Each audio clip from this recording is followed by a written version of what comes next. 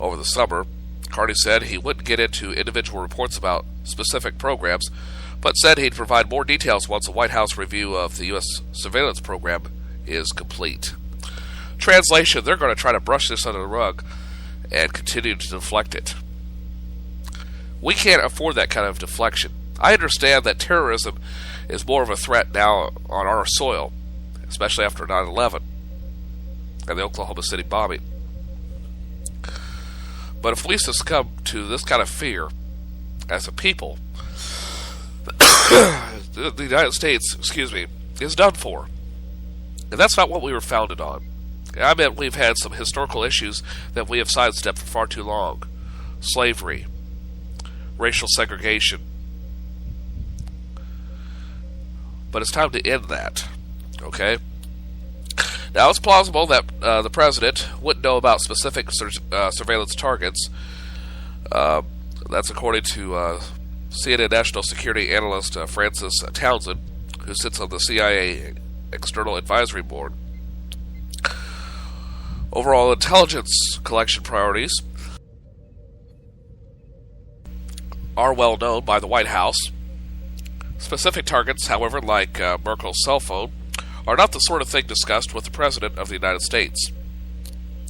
Every morning, the President receives an intelligence narrative. Now, it doesn't tell him specifically where the collection came from, but some of it's sort of self-evident. No one should expect the President to know everything the NSA is doing. According to Julian Zesler, a professor of history and public affairs at Princeton University.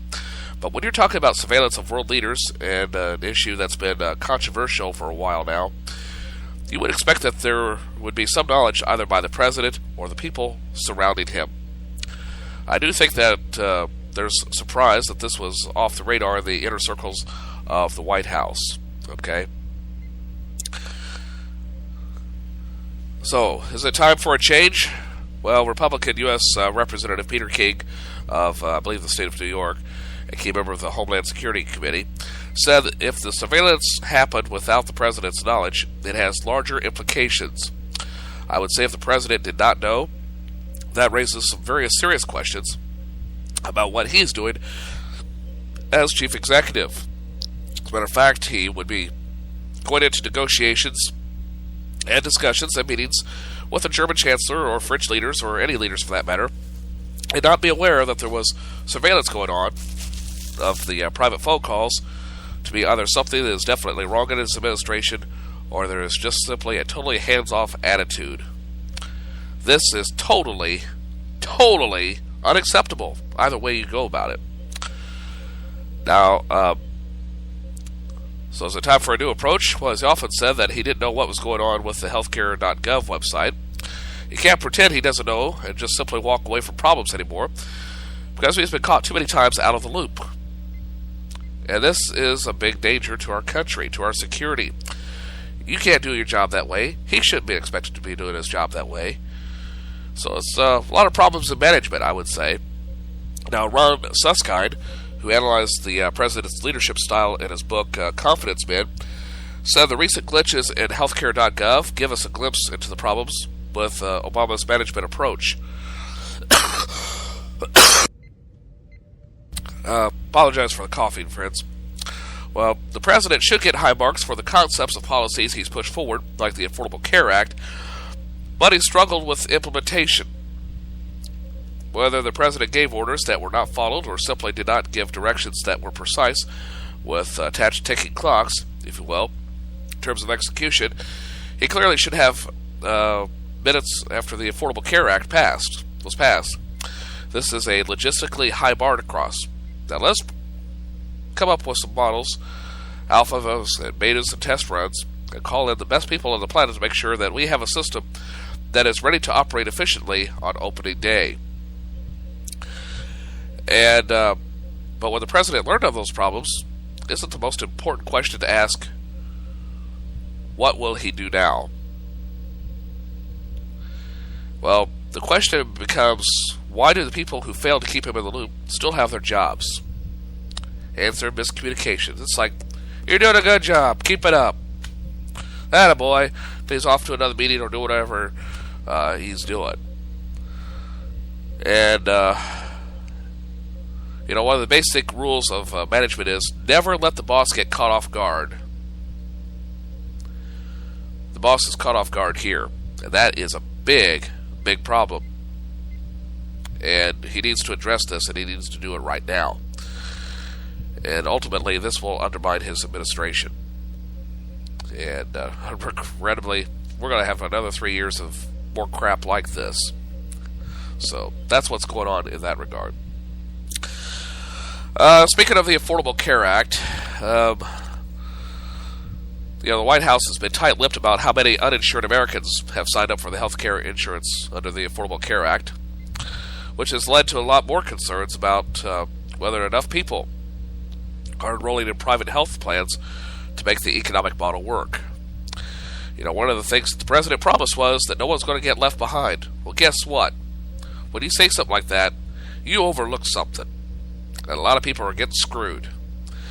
Because they may have ditched their, or planned to ditch their employer's health plan, or lost their job, and no longer qualify for government assistance because, on paper they still have this money even though they don't have a working income at the moment, things of that nature.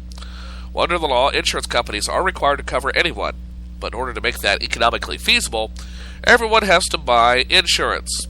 The White House has a goal of enrolling 7 million people in private insurance plans through the new health insurance exchanges by March 31st of next year. The end of the glitch-plagued open enrollment period that began October 1st this year. But it has been tight-lipped so far about how many people have actually enrolled in private insurance plans. Those who have both applied and paid the premiums in advance. Now, officials announced last Thursday that 700,000 people have applied for insurance plans in both the 36 states that are using a federally run healthcare exchange and the 14 states running their own exchanges. Obamacare website fixable by the end of November. Well, don't apply that 700,000 application figure to the 7 million enrollment goal. Pardon me.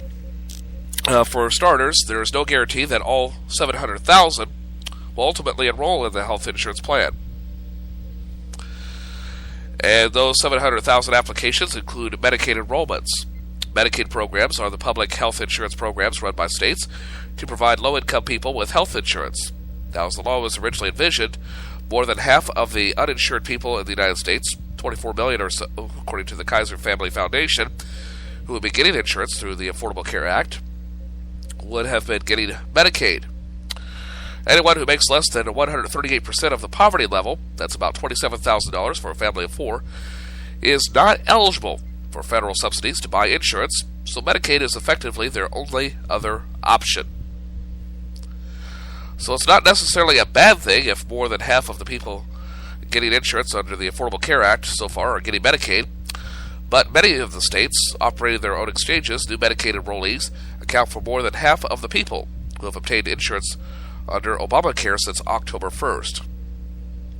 Now, should it be alarming that so many of the 700,000 new applications are people trying to get Medicaid and not private insurance?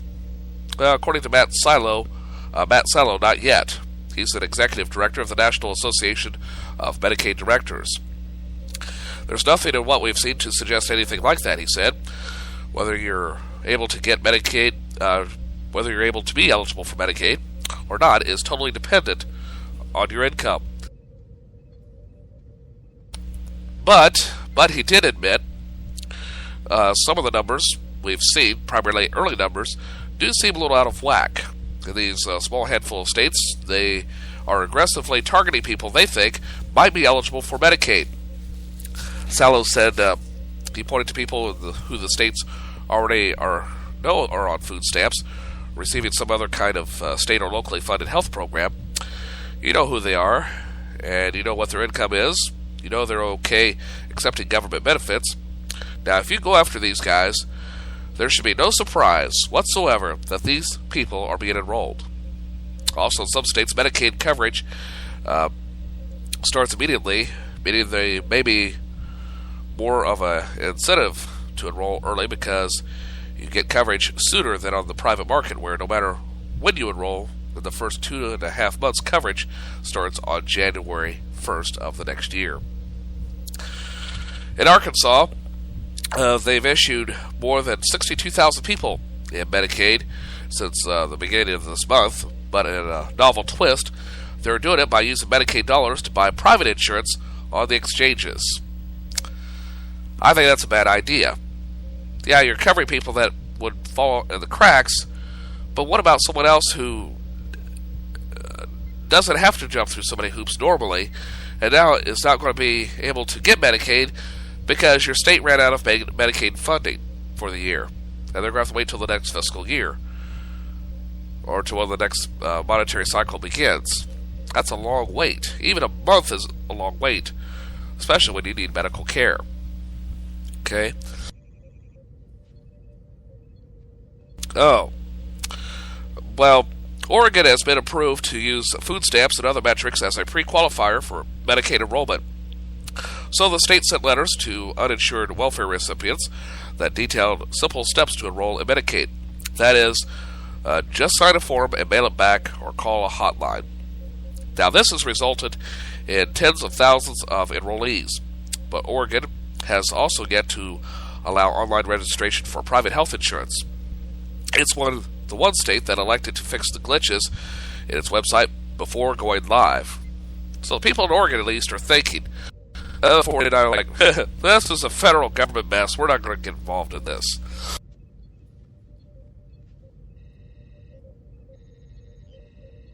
Now, it may very well be that,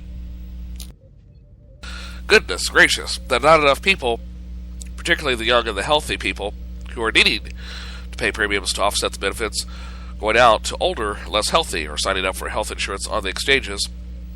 But with so little information from the government, it's still too early. Still too early to tell. Okay. And that's my soapbox for today. All right.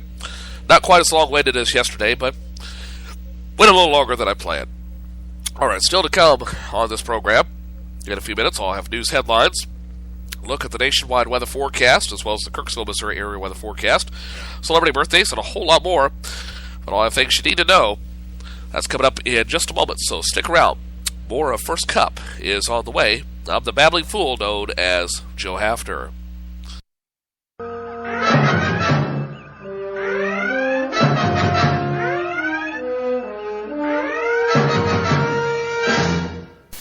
It's Thursday night, and you're grabbing drinks with some friends. Started off with a pitcher for the table, which quickly becomes two. There's pool. And there's the photo booth. All right, everybody squeeze in. Say cheese! Followed naturally by an order of wings. And another. Can we get some extra ranch sauce? Then there's the ceremonial nightcap. So what are we doing this weekend? And lastly, it's back to the car, which, if you're buzzed,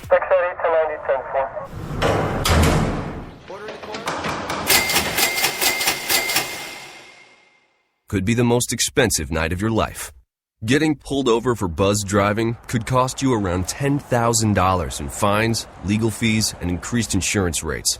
Nothing kills a buzz like getting pulled over for buzzed driving, because buzzed driving is drunk driving.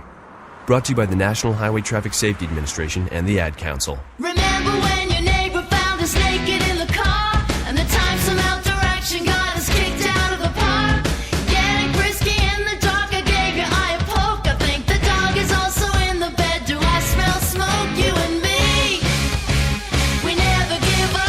You and me, we never give up. You and me, we never give up. You and me, we never ever give up. Getting hot and heavy with the whipped cream that we bought, undressing in the kitchen and then getting caught. So many things can go wrong, but we still can get it right. You and me, we're not gonna give up tonight. You didn't give up on sex. Don't give up on birth control either. There are more methods than you think. Visit bedsider.org to compare all the choices and put the bogus myths to bed at bedsider.org. Boy, we got options tonight. Brought to you by Bedsider and the Ad Council. Bedsider.org.